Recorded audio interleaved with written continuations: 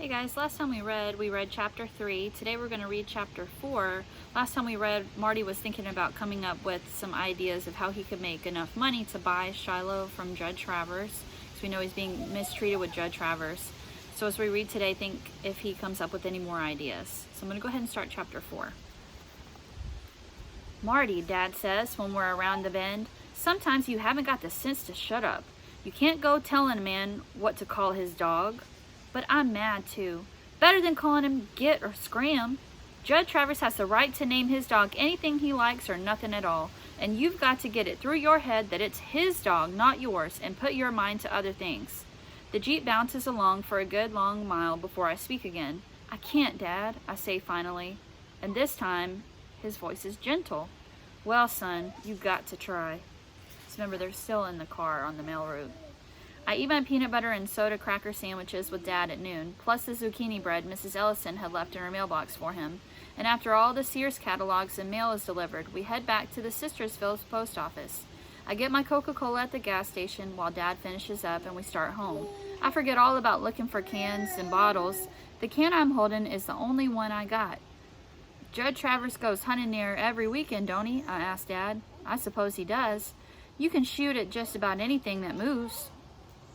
Of course not. You can only shoot at what's in season. I'm thinking how about a year ago I was fooling around up on the ridge and came across a dead dog, a dead beagle with a hole in its head. Never said anything because what was there to say? Somebody out hunting got a dog by mistake, I figured. It happens. But the more I think on it now, I wonder if it wasn't Judge Travers shooting a dog on purpose, shooting one of his own dogs that didn't please him. Dad's still talking. We've got a new game warden in the county, and I hear he's plenty tough. Used to be a man could kill a deer on his own property any time if that deer was eating his garden. Warden would look the other way. But they say that the new warden will fine you real good. Well, that's the way it ought to be, I guess. What if a man shoots a dog, I ask. Dad looks over at me. Dogs aren't ever in season, Marty. Now you know that. But what if a man shoots one anyway? What would be up to the sheriff to decide what to do, I guess. The next day, I start early and set out on the main road to Friendly with a plastic bag. Get me 11 aluminum cans, but that's all. Could walk my legs off for a year and not even have enough to buy half a dog. The questions I'd tried not to think about before come back to me now. Would Judge Travers want to sell Shiloh at all? And how much would he want for him if he did? And even if I got Shiloh for my very own, how was I supposed to feed him? There aren't any leftover scraps of anything in our house. Every extra bite of pork chop or boiled potato or spoonful of peas gets made into soup.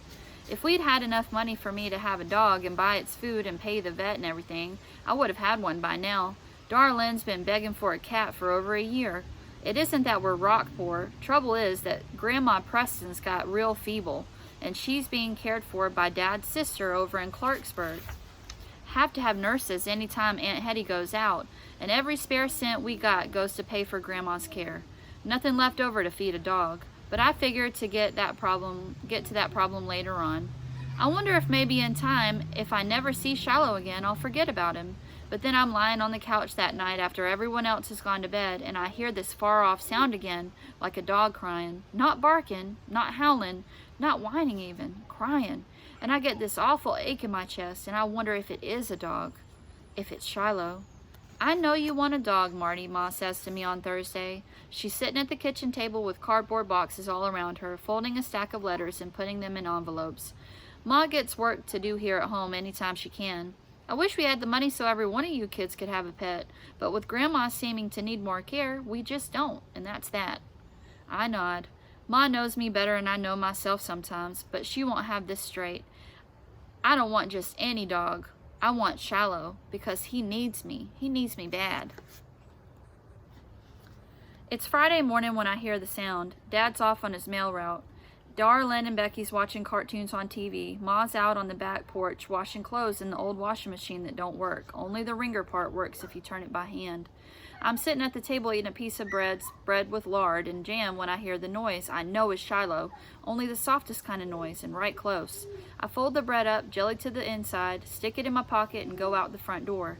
Shiloh's under the sycamore, head on his paws, just like the day he followed me home in the rain. Soon as I see him, I know two things. Number one, Judge Travers has taken his dogs out hunting, like he said, and Shiloh's run away from the pack. And two, I'm not going to take him back. Not now, not ever. Remember in the last chapter, Marty had promised Judd that if Shiloh were to get out, he would return him. So now he's kind of breaking his promise. Do you think that's a good idea? I don't have time to think how I had promised Judd if I ever saw Shiloh loose again, I'd bring him back. Don't even think what I'm going to tell Dad. All I know right then is that I have to get Shiloh away from the house, where none of the family will see him. I run barefoot down the front steps and over to where Shiloh's lying, his tail just thumping like crazy in the grass. "Shiloh," I whisper, and gather him up in my arms. His body is shaking all over, but he don't try to get away. Don't creep off from me the way he did that first day. I hold him as close and careful as I carry Becky when she's asleep, and I start off up the far hill into the woods carrying my dog. I know that if I was to see Judd Travers that very minute with his rifle, I'd tell him he'd have to shoot me before I'd ever let him near Shiloh again. There are burrs and stickers on the path up the hill, and usually I wouldn't take it without sneakers, but if there's burrs and stickers in my feet, I hardly feel 'em. I know Judd Travers and his hounds won't be over here, 'cause this hill belongs to my dad. Get me as far as the shad bush next to the pine, and then I sit down and hug Shiloh. First time I really have him to myself. First time I can hug him, nobody looking. Just squeeze his thin body, pat his head, stroke his ears. "Shiloh," I tell him, as though he knows it's his name. "Judd Travers isn't never going to kick you again." And the way his eyes look at me then, the way he reaches up and licks my face, it's like it seals the promise. I'd made a promise to Judd Travers I wasn't going to keep. Jesus help me. But I'm making one to Shiloh that I will. God strike me dead.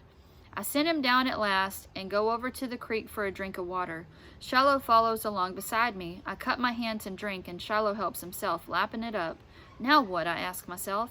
The problem is looking me square in the face. I gotta keep Shiloh a secret, that much I know. But I'm not going to keep him chained. Only thing I can think of is to make him a pen.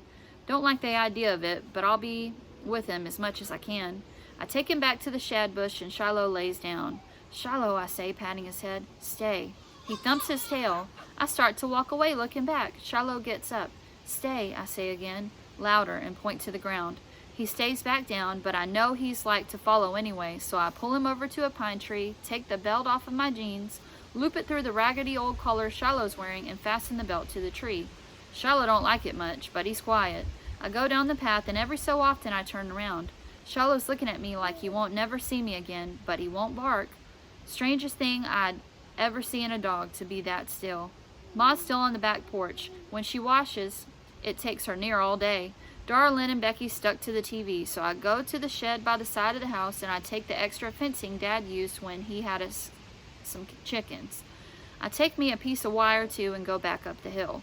Shiloh's still there, and he don't try to get up while I set to work. I string the fencing around the trunks of the tree, of 3 small trees for corner posts, and then back to the pine tree again, where I fasten it with wire. Pin measure is about 6 by 8 feet. I go back down to the shed again, and this time I get the old rotten planks Dad took out of the back steps when he put in the new. Pick me up an old pie tin too. I take the planks up to Shiloh's pen and make him a lean-to at one end to protect him from the rain. So that's like he's taking the wood and he's making it kind of like this direction so Shiloh can be under it, but then he won't get rained on. I fill the pie tin with water so he'll have something to drink. Last of all, I take the lard bread from my pocket and feed it to Shiloh in little pieces, letting him lick my fingers after every bite. I wrap my arms around him, pat him, run my hands over his ears, even kiss his nose. I tell him about 1,000,000 times I love him as much as I love my ma.